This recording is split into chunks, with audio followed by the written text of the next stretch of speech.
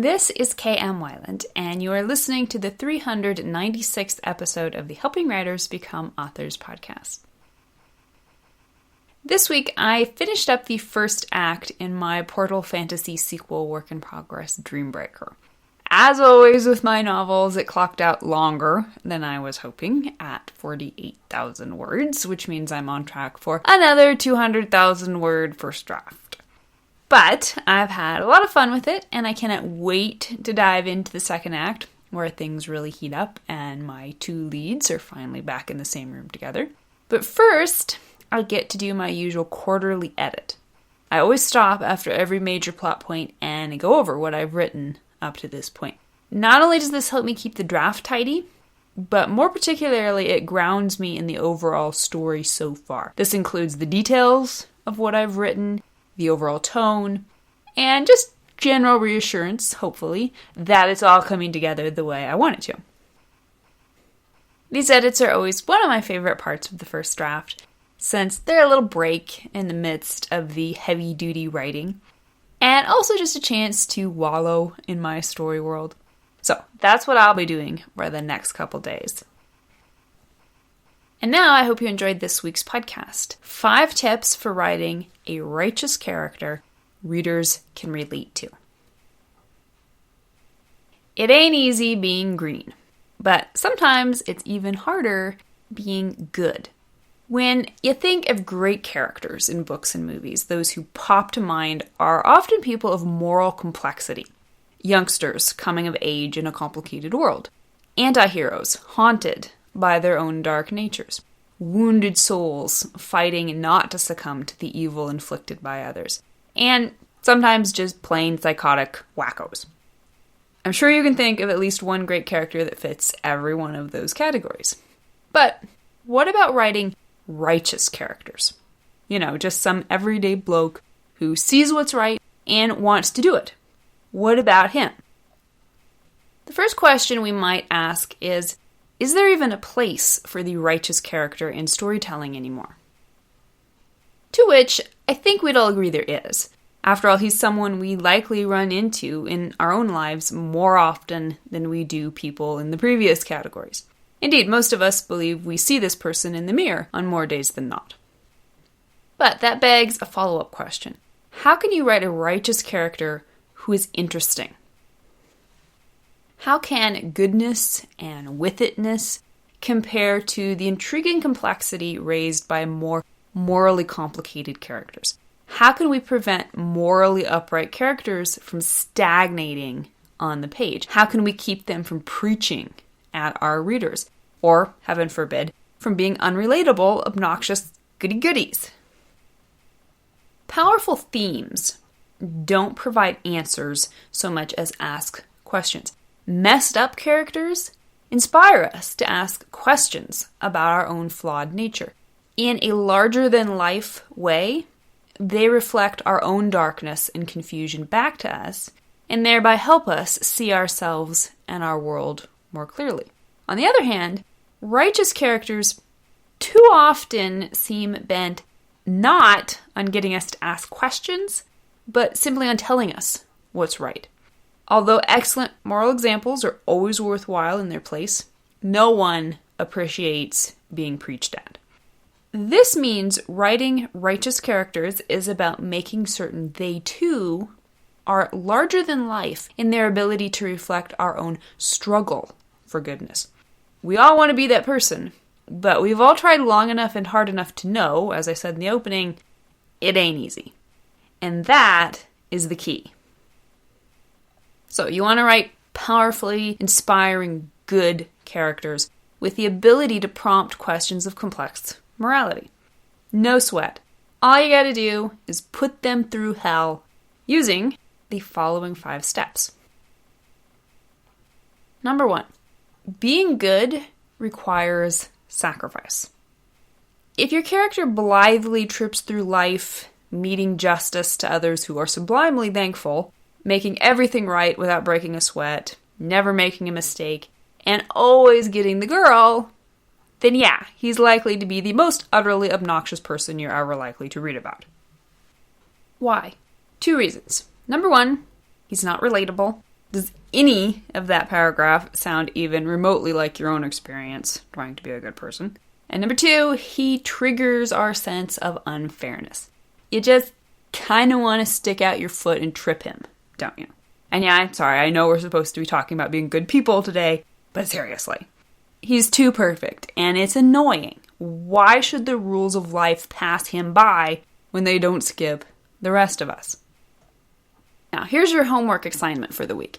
Go watch the classic Western The Magnificent Seven, which I may or may not have memorized after watching it obsessively every single week when I was 13.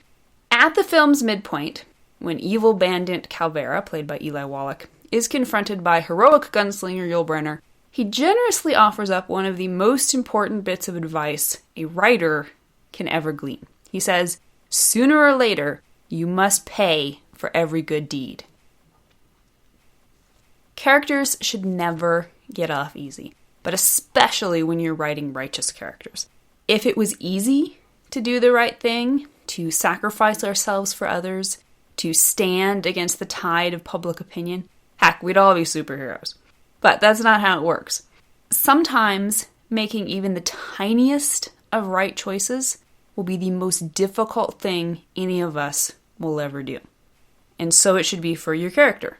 He just helped a little old lady across the street. Good. Hit him with a bus. Or even better, make it personal. Let him know the consequences of his actions beforehand.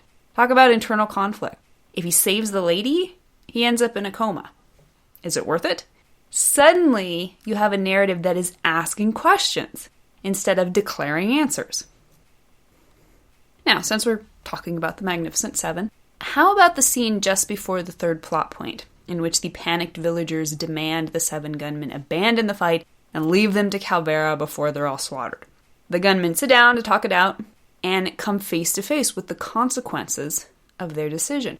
Either way, bad things happen. Either the villagers will be destroyed, or the gunmen will probably get slaughtered, perhaps even betrayed, and the villagers might get destroyed anyway. So what do? They're good guys, of course, so they stay, they fight, they die. And in the end, the survivors can only acknowledge, only the farmers won. We lost, we always lose. Number 2. Being good does not always mean following the rules. Rules are important, but they're not the stuff of great themes. Rules are not questions, they are answers. If your good character exists simply to spout the rules, and that's why you should never ever smoke, kids, then he's going to get annoying in about 0 to 60. Even if he's trying really hard not to be annoying about it, but just to mind his own business and make sure all his T's are crossed and his I's are dotted, he's still likely to be, at best, pretty boring. What's the best thing about Hermione Granger? That she follows all the rules? Or that she sometimes punches Draco in the face and breaks all the rules to do the right thing? In fact, if your character is a naturally rule-following, law-abiding citizen, then forcing her into a situation in which her conscience demands she break away, that sounds like some pretty interesting consequences, doesn't it? Good characters are often, although not always, flat arc characters who already possess the story's main thematic truth. When this is so, it means the story world and the majority of the supporting characters need to be in opposition to this truth. After all, no opposition, no obstacle, no conflict. By extension, of course, this means the story world is in the grip of a non-truth, or the lie. A good character cannot cop to the lie. He can't follow its rules because he knows, or at least is on a journey to discovering, these rules are not in fact good rules. The authority that created them is not a good authority. Hence, although the good character may not be a rebel at heart, his convictions demand nothing less of him within his lie-ridden world. Anthony Ryan's excellent startup fantasy novel Bloodsong is a great example. It features one of the best good characters I've seen in a long time. Warrior monk Valen is an unequivocally good person. Loyal, conscientious, devout, honorable, kind. But he is still crafted as a compelling and fascinating character, in no small part due to the fact he is set in growing opposition to the world in which he lives. And this contrast is emphasized nicely in his relationship with his best friend and fellow warrior monk Cato, who is a strict rule follower. They often disagree because Valen's conscience compels him away from the socially acceptable ideas of what it means to be a good person. Valen isn't a rebel at heart. He's a rebel merely because he won't compromise his own truth. And that is compelling. Number 3. Being good doesn't have to come naturally.